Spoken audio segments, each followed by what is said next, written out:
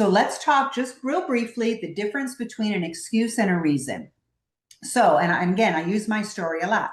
My husband, once this kind of all really started blowing up, and again, I had a 3-year trickle truth where my husband did not disclose everything at once. It took him almost 3 years to get the whole truth out. And I know that's very similar to some of your stories too. But in those early days, he would say things to me like, come on, Beth, we didn't have a good marriage.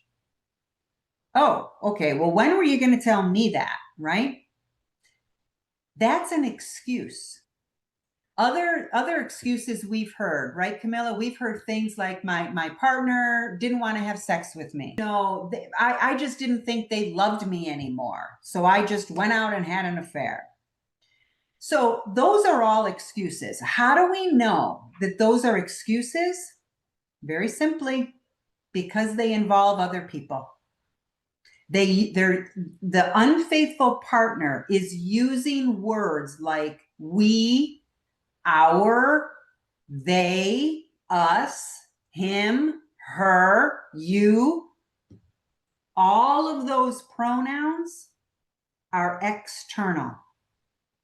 So if you're a betrayed partner trying to reconcile, and your spouse, the unfaithful one, is saying anything about we, our, us, you, he, she, they, them, you're listening to an excuse, and you need to stop that conversation and say, go get help. I wish I would have done that. I fell for it, hook, line, and sinker. I started questioning myself. I started gaslighting myself like, oh my God, maybe I could have been a better wife. I should have been a better wife. I should have done this, should have done that.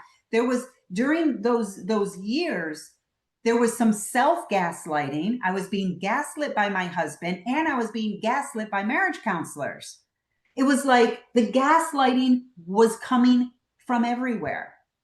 And it's why, again, we are all so passionate about helping people understand the true path to healing. So what is a reason? Okay, I just gave you, those were all excuses, right? What is a real reason? Anything that starts with I.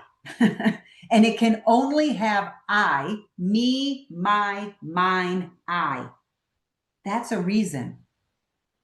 Anything that involves other people is an excuse. If the unfaithful partner is to take full responsibility, full accountability, which is what they must do if you're going to try to reconcile with them, then their why, their reason has to be all I. That's it.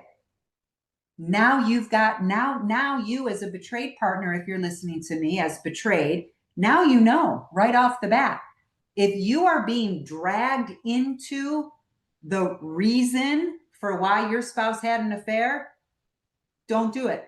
Don't do it. It's not about you.